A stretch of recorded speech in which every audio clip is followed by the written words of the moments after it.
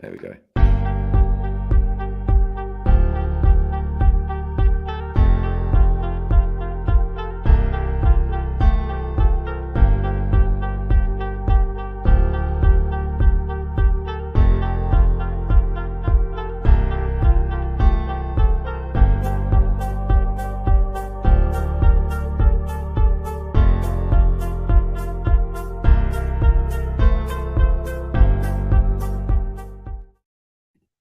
Good morning.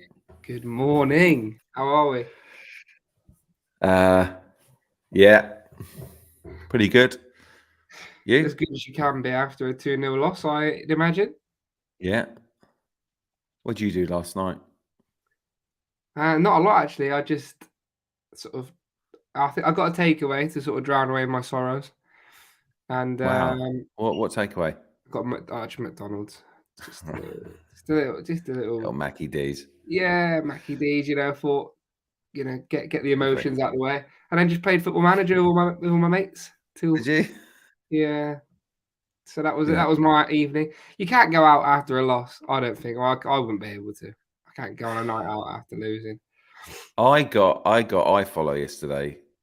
I bought iFollow, the audio version, and I was sort of 25 minutes late. I was like, I'll get it anyway. And I listened to it. They more or less scored within 9 minutes of buying iFollow, and I just turned it off. You just thought, I can't be arsed. It's the first time I was like, oh, for fuck, pardon my lack, it's Sunday morning. Yeah. But yeah. I just listen. I made this that if we get a nice run of wins on our belt, we're going up. Promise you that. Yeah, that's the thing. That's the thing that's annoyed me is that we've got a good amount of points. Yeah. We had, what was it, like 8 points from 4 games? I don't know what it was, something like that. And I thought, right, if we keep this up, I believe. And then you go and put in a performance which is like very mediocre against a side that hasn't scored an open play for about a decade. And you just think to yourself. Yeah, so we got a guest on today from the Portsmouth podcast. Yeah. Hugh. And their podcast is PO4cast. I think that's how and it's Hugh. And I went on theirs in the week, and I predicted 2-0 to Portsmouth. What first of all, what are you doing? What are you going on doing that? What was that all about? Where's that come from? I wanted them to like me. Oh, fair enough. So like sort of a validation thing. No, I was saying to them, Portsmouth in my eyes, like my memory of Portsmouth, they're a big club. And I just thought, oh, that's be tricky going over there. I thought, oh, I want us to win. We probably will win, but I'll say 2-0. And now look what happened. Yeah, I know. Now we're going to hear the end of it. Also, you'll have to correct me here. On the last pod, did I say that this was going to be an easy 3 points? I don't think that's not your style. I would say. You'd never say that. No, but I've been getting some stick on Twitter for saying it'd be easy 3 points. So. Oh right, you're more likely to say this could be a difficult 1-pointer. 1-pointer. Yeah. Yeah. Oh, I was thinking to myself, if I did say that, I would have been feeling very, very confident. Jamie Nash has said, "Morning. I'm not recording. No, I am recording." Jamie Nash. Like, how you do this every time? Come on. Dear. So I turned off iFollow. Andy's in from the Portsmouth pod. I turned off iFollow. I just had that. Like I think what you said, we're in a really good position here. If we can get 4 or 5 wins on the bounce, hello, here we go. Oh bloody hell! It was like you've just summed it up perfectly, haven't you? It was like a little bit of a sucker punch. Yeah. To my belief system again. I just thought, oh, well, there you go. I was right. Why did I ever get my hopes up? If you've never seen Jeremiah Johnson starring Robert Redford, recommend it. I just found it on my desktop. Okay, cool. Right, great. Someone put a photo. This wasn't the photo they put on Twitter. Someone put a photo of Fratton Park up, and I was like, "Hello, that looks very tasty." Yeah, lovely little ground. Look at that. Look at that. Lovely. Historical ground, actually, I'd say. Former Premier League ground. Lovely. Just a bit. Yeah. bloody lovely Fratton Park. Didn't they have Carnu? Do you remember Carnu? Didn't Carnu play for Portsmouth? Didn't They had play? loads of they had Cranchard, didn't they? Under Yeah. Redknapp and those lot. But yeah, God, how must it be supporting Portsmouth when you've had the glory witnessed days. those players and then Yeah, that must be fiddly. yeah. They still get incredible attendances, don't they? I don't know whether they were sold out yesterday, but it looked pretty full. So how did you watch it? Well, I didn't watch any of it as such. I was sort of I was watching clips, but I've got a VPN, so I could buy iFollow from that. Fair But dues. yeah, So look, it was so miserable. Their first goal, we just had a look at the highlights, was scored by this dishy little number. Marlon Pack. Great little player at this level. Is he good? Where's he play? Well, he played in the Championship a few seasons ago for Bristol City. I think he's a central midfielder. He's all right, good little player, isn't he? From what I've heard. Right. But he put his effort away nicely. But I was watching going, he couldn't do anything about that. Like the commentator was saying, well, maybe we should have had someone on the edge of the box. Oh, shut up. Give me a break, fella. Apologies to any of the BBC radio. No way. That is, yeah. It all happens in a split second. You can't, chaos. Everything's better in hindsight, isn't it? But yeah, he did take his strike really well, didn't he? Sort of head over the ball, inside of the foot, wang, straight into the bottom corner. Wang. We had 2 or 3 good efforts in the first half. Someone mentioned on Twitter, we're going to win this. Easy. I think we had a little period where we were all over them for maybe a quarter of an hour. And then, Yeah. And then the second one, well, probably the less said about that, the better, to be honest. That was it was a Billy blunder. Yeah, it happens, doesn't it? Like we said before, keepers, it happens. He saved us more times than he hasn't this year or this season, so he's allowed one of those, isn't he? 1 or 2 of those. I'd have loads of blunders if I was a goalie. Oh my god, yeah. Well, yeah, you probably would. But I'd smile through it. Yeah, that's what it's about, isn't it? Keep your head up, get the grin out, smile. What can you do? What must it feel like to do that in front of how many people there? 15,000 people. What must that feel like? Yeah, it's got to be a sinking feeling, isn't it? Like he tweet, I think his tweet summed it up, didn't it? He said he wanted the ground to eat him up. I can't imagine that feeling of just No. I once did a gig at Reading Festival, and it's probably the biggest I'd done. Wow, that is red. There must have been quite a few people there. It's 2,000 in this tent, 2,000, and I walked out, and I thought, "Oh, this could be a struggle," and I always thought it felt like a big monster, this big breathing monster. It wasn't like 2,000 individuals, just this massive, this huge. I thought, oh God. So within 2 minutes, someone went, from the back. And I was like, oh, I'm doomed. That's it. He's now given permission to every single person in this tent. So surely it's like, it's not like you're not on the music tent. Surely it's the comedy tent. So like people are going there to expect. Yeah, but they didn't like what they saw. And then one guy got up from the back of the tent and basically wanted to fight me and walked over everyone, and the security had to. Yeah. There's some sad people about it there, really. Yeah. I mean, I imagine it was quite annoying watching what I was doing, but yeah, to make a little blunder like that in front of 15,000. Yeah. Like it's something that we're never ever going to be able to comprehend, that feeling, I don't think. No. So have you looked at the league table? Are you not interested? No, I didn't. To be honest, it's just going to make me depressed, isn't it? Yeah, I have. I've had a nice. What's it looking like? It's looking like if the teams with their games in hand win or gain points, it's getting a little bit fiddly. Dear. Yeah. It's just, can you help me here? Because I've never experienced the playoffs, and so we're still in a position where if we had a month of good results, we'd be Yeah, right there's still up a there. lot of football to be played, isn't there? That's the only redeeming factor is that there's so much football left to be played. We've got however many days left of Jan, 8, 9 days left of Jan. Don't know what date it is exactly today, but with the right signings, you could push up, but there's a lot of football to be played. It's not over yet, but it's getting How often, increasingly how more common difficult. is it for a mid-table team to suddenly go, "Here we go, boys, and have a little run"? I think it happens more than you think. The thing with the playoffs is the team that normally just sneaks in with good form normally wins it. Right, right. Jesus popped in, and this feels pretty. Oh right, okay, didn't read the comma. Well, it Well, is. Jesus had popped in then. It is.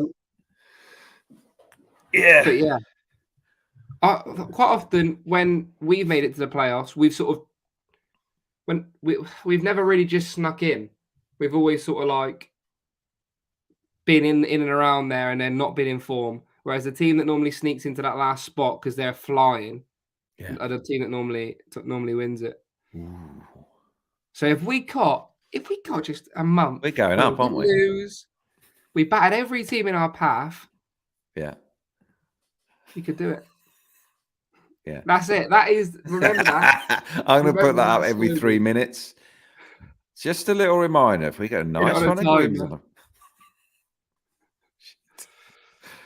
Oh man, this guy scored. Don't worry about that. Yeah, went to the World Cup with Wales. Joe Morrell. What? Yeah, he's at the World Cup. What did he play? I'm not sure if he played that much, but he was in the squad. Well, that's what we were up against yesterday. Yeah, I mean, with the greatest of respect, I don't think Wales have the best side. But yeah, he was. Just going to look at him for 5 minutes. Yeah, let's have a little stare, shall we? Look at this. Look at this. Check Go on. this out. This is us. Oh, Look at that. that's quite depressing, isn't it? Yeah. Pierce's face sort of sums up. But this guy will put a smile on my face. Alex Hartridge Yeah. or Bishop? Which one? Who's that? Who's Bishop? I think he's. I don't know. I think he's just Portsmouth's big lump striker. So who have they got? What player were you talking about last week? You said they had a good player that we should be careful of. Was I talking about Dane Scarlett, the one who's on loan from Tottenham? I don't think he played yesterday. He's on the bench. I don't know if he came on in the end. Oh, but he's supposedly a good little player. But I haven't seen him play. He hasn't played against us in both the games. He's been injured, so right. But yeah, he's on loan from Spurs. But I don't think there was that big a gulf in class in the two sides. I think a lot of people were happy with Joe White's performance again. A lot of people said he looked all right. The golden child. Who's Joe from what I White? saw on This guy. Twitter, but yeah, just a little brief flash there. Yeah, this guy. He looks. You know what? He looks good in number 11. I'm going to say it. He looks good in number 11. What does that mean? The kit number, as in the actual kit number. He looks. Oh, good he looks good on his back. Yeah, suits him. I mean, I just watched the highlights. He did a lovely little bit of. He plays at his pace. No one can keep up. Yeah, he controls the game. Slows it down. Yeah. I want it to be this tempo now, please. Change. Yeah. Yeah. So someone's asked, when's the song coming out for Joe White? Any news on that? Any news on that? No news yet. No news as of yet. But what genre would you like for Joe White? Bit of rock and roll, heavy metal, a little bit of R&B. Can we go for something a bit smooth? Yeah, lovely. Smooth, like what? I don't know what genre of music. Smooth jazz. Yeah, that'd be nice. Okay, I think that suits his style of play, from what I've seen. Just smooth, criminal. Yeah, yeah, and lovely little smooth bass line with some creamy vocals. Fire up the garage band, David. Okay. Yeah. Someone said straight up. Stu said punk. I think I've done the punk. Gangster rap. I might be able to get in on a verse on gangster rap. Can you rap? I reckon if you gave me some lyrics, I could rap it. Go on then. No, not right now. Come on, let's not be silly. Let's save that for K-pop. Okay. What's K-pop? What's K-pop? Isn't that the Korean? Oh, right. All right, I'll go down that route. Yeah, there's quite a big K-pop band. What are they called? Like, I don't know. They did a song with Coldplay. Okay. But yeah. Okay, I'll have a pop. I'll have a go at that. So K-pop. we've got Hugh on the podcast. I'm very happy that he's joined us. He's presents for the Portsmouth podcast. I think it's PO4 cast. And I went on their podcast in the week and I predicted 2-0 to them. 2 reasons. I thought they'd beat us. Second reason, I wanted them to like me. Okay, so yeah. So no, realistically, it was only because you wanted them to like you. And that was it. Right, here's Hugh. Hey guys, cheers for having me on. How are you? Good. How are you? I'm good, to be honest. Quite surprised, David, but I've got quite a few messages from Pompey fans thanking you. Even people sending me their old bet slips winning 25 quid here and there. What? Congratulating you for the tip. I'll hand it basically. over. Give me a little bit. So, football expert, mate. Thank you. Finally, a bit of respect. How are you feeling? Yeah, I'm feeling pretty good. I mean, I'll be honest, we're all quite surprised. Obviously, we didn't know because when David came on our show, it was the day before we announced the new manager, Jon Massinio. So we got a new manager in and you get that little bit of a lift, maybe. Yeah. A few tactical changes and we won a game. I loved how miserable you were on the podcast. Oh, it's so true. When you do a weekly podcast, as you guys know, but you've only won one game in 15 in the league. It can get a bit tedious, can it? 1 in 15, yeah. Well, I'm glad we gave you 2 goals. Over the moon with that. We're giving them out charity work. That was it. Yeah, it's appreciated from the whole city of Portsmouth. I can say that. So who's your new manager? I like his name. Yeah, Jon Massinio, not Jose Mourinho, as some AS Roma fans worried about as the news broke. Jon Massinio, I love the sound of that. Where's he come from? Well, he's basically been a sort of a player coach at Oxford, and we've gone for that model of we've got like a director of football, sporting director, Rich Hughes, and we've got this sort of head coach position. He's head of the PFA, the Players Football Association, and to be honest, this is his real first head coaching gig. So it's a little bit of a gamble, but at the same time, you see young managers like this and rookie managers doing really well across the league in our league. The likes of Schumacher, McKenna, and then you look up in the leagues above. Obviously, not quite as. Let's not try and get giddy about this because he might be a centre back, but he's not Vincent Kompany. But still, the sentiment stands there as well for another manager in the Championship who's doing well as a rookie manager. What about the ones that haven't done well and that have failed immediately? What our current list? No. I just like the idea of rookie managers that give them a go and then no, you're shit, mate. Well, look at us when we brought Matt Taylor and he had no first team managerial experience and he sort of turned us around. Not turned us around, but did really well for us. So do you think that helped yesterday with that new manager, the bounce back? I think so. The players looked very aimless before as well. We weren't really sure what formation we were playing, what we were doing, and I think playing 3 in the middle for us is a massive bonus because we've got arguably 4 decent centre midfielders who are starting a lot of League One teams. So made a bit of sense, right? Put 3 of them in a team and suddenly we're able to get the press on going forwards, which is something we struggled with recently. I think it was a pretty close game though, let's be honest. Our keeper kept us in it, didn't he? Yeah, I had a look at the highlight. I mean, I was saying I listened on iFollow for 20 minutes and you went ahead and I was I turned it off. That was your keeper's first game, wasn't it? Haven't you just brought him in on loan? Oh. Yeah, it was his first game. So he's massive, isn't he? 6'7". Oh my god, yeah. Both the keepers were 6'7" yesterday, which is ridiculous. What that? I gotta put that up. Thank you, Jamie. Appreciate that, Jamie. Love you loads. Thank you. Thanks for the kind words. And let's just put Carl's in quickly. He's not going to shag you, mate. Okay. So were you there yesterday? Yeah, I was. Yeah, at the back of the stand. It was quite.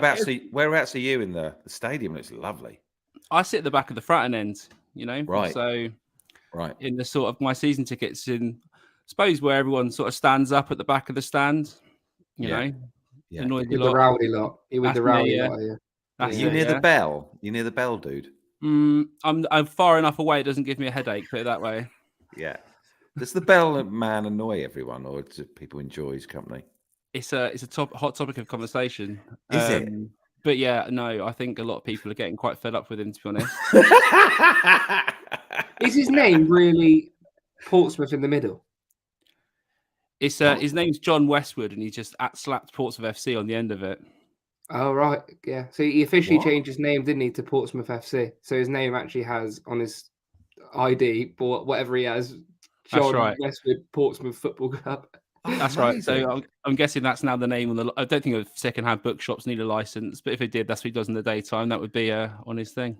Why does he bring a Second-hand bell? bookshop. What's the bell Yeah, about? that is a good question.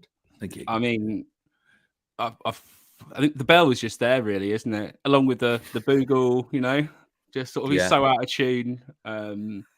Yeah, it's a hot topic of conversation. He's been banned twice this season, so. Is it? What, the bell man? Yeah. What for? Oh, got to get him on the pod. I would. He's been on Nigel Farage's show, if that puts any reference out there. Okay. Oh, okay. Yeah. If Okay, that's the cool. if that's the politics pinpoint, if that makes any sense. Fascinating man, the bell man. Think about the poor person who's got to sit next to him with a season ticket. Well, we know. Away. Sometimes we go away places and fans complain about it, and they go, "Oh," and we're like, "Yeah, think about us. We've got to stand in the same section." I'm pretty sure our fans would complain about the bell man. Yeah, it takes so much confidence to go. No, I'm bringing it. What's he doing? Bringing the bell. He turns up, 20 minutes into the first half and late. Yeah. With a little group of people with some drums and rings his bell. How did they let him in with it? You can't even get like your iPhone into an away game in this day and age, let alone a bloody massive, great big bell. Are we talking about the person now or the instrument? I love that this bloke exists. It's brilliant. So Hugh, how are you feeling about like the next match and basically second part of the season? Are you confident or? I mean, it's hard to tell, isn't it? We just got a new manager in. He's been there one day, and now he's the special John, as he said on our podcast. But I mean, look, the players needed someone to come in, didn't they? Get a little huddle going together and go, look, we've been shit for the last week or the last like 2 months, 3 months, whatever. Yeah. This is what we're going to do, and this is how we're going to sort it out. And I thought that was good after half time because Exeter played really well actually in the first half. I thought you were definitely did they really? Team. Yeah, from what I saw, please tell us they did. They did. They went to be the better side. Yeah, you were definitely. And what happened was it was like you were able to get your wing backs forward quite a lot. So you had people like Key pushing forward on the overlap. Giving Zach Swanson a bit of a headache, and he, even though he defended it fairly well, you caused him more headaches down that side than Son did when we played Tottenham because he really pocketed him. So it just goes to show that your overload wide areas looked really good. Constant corners. I thought your delivery into the box is pretty good as well. I rated that, and it's just a bit of a shame. I thought Nombe or Giovanni Brown really had a few chances that could have, really just taken it, and that would have really swung the game on its head, wouldn't it? Because I think until the goal, it was one of those games really where it could have gone either way. But I think Mazzini got him at half time and said, look, we need to be the team pressing. And then we came out and pressed you. And then when we came out and pressed your players, that sort of stopped your wing backs getting forward and allowed us to get a foothold in the game. Can you imagine if we'd got a goal, the support would have just gone in the ground? It was already like that a little bit. Like it was quite an emotional day. Yeah.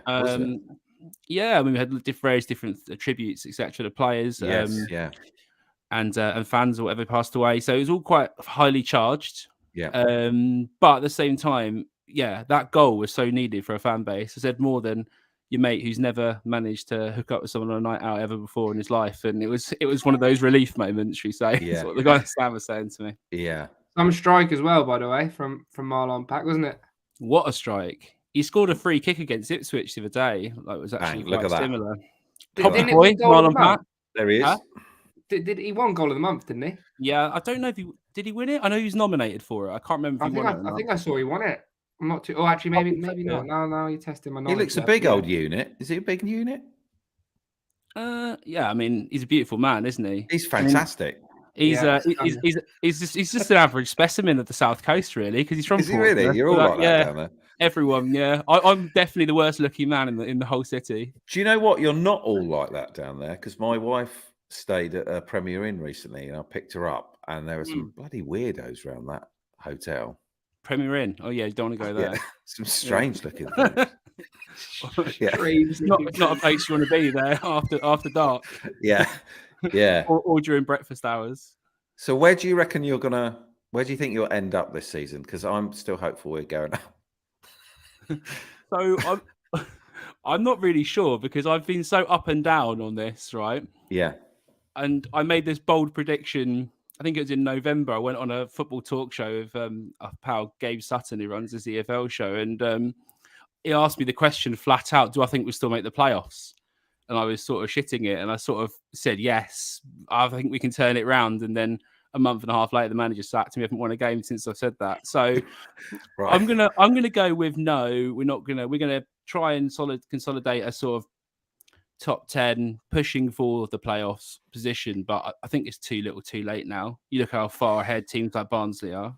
Is it real? Because I'm new to. I was saying to John, I'm new to lower league and the potential of playoffs, and how unlikely is it for a mid-table team to suddenly spurt up the league? I mean, it's not impossible, is it? We got like one game in hand. So I suppose if we win that game, but I mean, what we found last season was that there was us and Bolton, and we were sort of winning, huge amounts of games down the stretch. But unfortunately, the other teams have to lose ahead of you for you to catch up. So, I mean, I could see Bolton I reckon they'll just still keep winning. I think they're a good team. Barnsley's the only one, which I think Bolton were one of the best teams I've seen play this season. We got Barnsley on Tuesday night, haven't we? They just absolutely tore us limb for limb. Yeah, Bolton did. Yeah, they were. Well, we only lost 2-0 in the end, but they absolutely caused. I've never seen us play that badly in a long time. It was. They're so good on the ball. Them and Ipswich are the two best teams I've seen on the ball. Incredible, just moving it. I thought I was watching Barcelona at times. Unbelievable. I think that's what Ian Everett, their manager, said, wasn't it? Another more rookie manager when he came in and was talking about how they're the best team in the league in League Two and they're going to get promoted, and everyone was like, you're not even in the top 5, whatever. Then he went on to win every single game and then got them promoted. Everyone was like, absolutely flying. Yeah, I remember we beat them in one of the penultimate game. I think that famous clip of Fogdad or whatever where he says it tastes like promotion. That was against us, and we ended up beating them in the last minute to give us a chance of getting into the playoffs. Is that the game? That was all during COVID. What was that? Yeah, I didn't know that's where that was from. Obviously, you've seen it online so many times, but it's a classic. The reference there. Yeah, but yeah. Very enduring. Fair play to Exeter fans in respecting the tributes to 2 Pompey fans who have passed away far too early. Did you know those 2 at all, Hugh? Were they well known? Not personally. I don't know them personally at all. No, it was just something that people did and the city did, and then obviously the player as well, Anton Walks, was a player that I watched and wrote my first blogging article about, actually, to get into football writing. So it's weird how things turn around, isn't it? But he was a good player, and other 2, it's just kind of sad circumstances, obviously, and it was one of those things that the club just do to show one community and give them the respect they deserve, really. Yeah. So Hugh, where are Exeter going to end up this year, please? Oh, okay. So I think together that you should be trying to finish is in a sort of top 10 position if possible. I think that'd be a really solid start, and then add some additions in the summer, and then keep your players you've got. I don't see there's no reason why you can't finish 7th, 8th, 9th, 10th. If you want me to put a number to it right now, I'll do that. I'll say, I mean, it's early in the morning to be looking at that without all the other teams. I'll throw it out there and say you finish 10th, 9th or 10th. That's what I think. Oh, do you know what? It's an extra podcast. I'm going to say 9th. There you go. Yeah. Right. My worry is we're going to lose most of our team and plummet. If you start losing like the likes of Nombe or White or whoever, then I think you're gonna struggle a little bit more, obviously, because you've got a very good sort of. I looked at some. You look at the squad and you think, okay, I like Harry Kite, I like Joe White, Nombe. There's sort of the 4 sort of central going players I really like. I think your wing backs are decent. I think you just need to hold on to this. If you add a few players now, I think maybe then you could sit, a bit of a depth squad because you will get some niggles, won't you, down the road now, injury wise. So I just think maybe you need a bit more squad, maybe to back it up. Not up front. But we can't afford it, can we, John? We can't afford it. Is that the problem? No, it's not that we can't afford it. It's just, it's just that we're very picky with personnel. I think we've got a specific profile of player that we want, and it's about seeing who becomes available. It's like I always say this. I use this analogy. It's like selling your house. Someone moves on, and you bring someone in, and they'll bring someone in, and so on and so forth. So as soon as those chains start ticking, we'll be all right. All the national football pundits will always talk about how you guys have a really good sort of recruitment and very shrewd, I think, was something that Ali Maxwell said on Not Top 20, where you run your club. So just the idea of you'll sell if someone comes in with a silly, ridiculous offer, Ipswich come in and slap 1.5 million, 2 million on someone, because then you use that to reinvest in the squad and makes the squad overall better. But you're not just going to flog people off for cheap, and you're not going to overpay for players either. So it's rare we will pay for a player, like full stop. To be honest, I think our record transfer fees like just over 100k or something like that. So it's is it what a team though? What an academy as well, really, to be able to bring those players through. It's something that we are lacking as a club, and not bringing through a lot of talent at the moment. So your model is great, and a lot of our fans. I don't know if you saw, but some of our fans flew a banner over the ground with the plane at half time. Some fans are unhappy about the ownership, effectively. Yeah. Sorry, what was that? What do they do? They flew a plane over the stand with a banner. I mean, they could have printed it better. If you're going to pay to put it up in the sky and fly it around. What did it say? It said, our owners of the Islanders said, there's no ambition, no plan. I can't imagine hiring a plane to do that. That takes a lot of effort, doesn't it?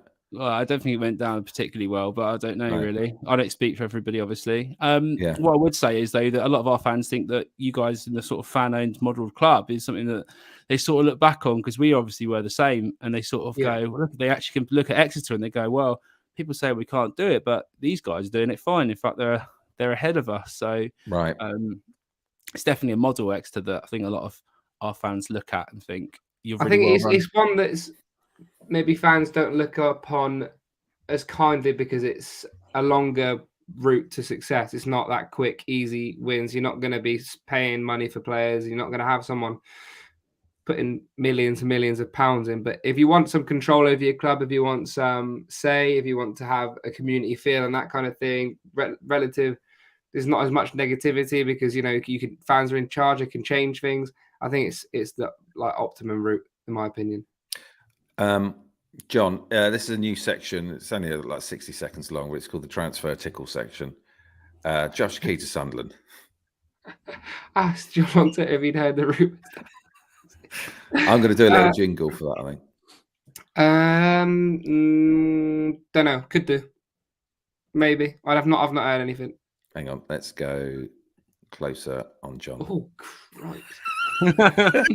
Early in the morning for Stephen, isn't it? Now answer the question. Maybe. Could be. Don't know. Oh, shit. He could go anywhere. Josh Key will be one of the most sought after fullbacks in League One. He's really good, isn't he? Yeah. And he's young. Still got so much learning, so much experience to gain. So if he can perform at this level already, it'd be interesting to see what he can do. And maybe under some better coaching. But yeah, he'll be sought after, definitely. Well, Hugh, thank you so much for coming on. Thanks, Hugh. Cheers, guys. It's great to be on. Appreciate it. Congratulations. I'm glad, I was happy you got 3 points. I did feel sorry for you. We were all so sad, weren't we? Yeah. It was just this hopeless puppy look, really, from all of us. Yeah. I wanted to stroke you. Now I feel like I'm that puppy. Yeah. We'll throw the love back at you, David, and the City fans, but I'm sure you guys will pick it up and grab some wins, and we'll be in there or thereabouts in the table. Yeah. Good luck for the rest of the season. Yeah, good luck for the rest of the season. Cheers, guys. Cheers, everyone. Cheers. We'll be back next Sunday. See you Sunday, everyone. Bye. Bye. Yeah.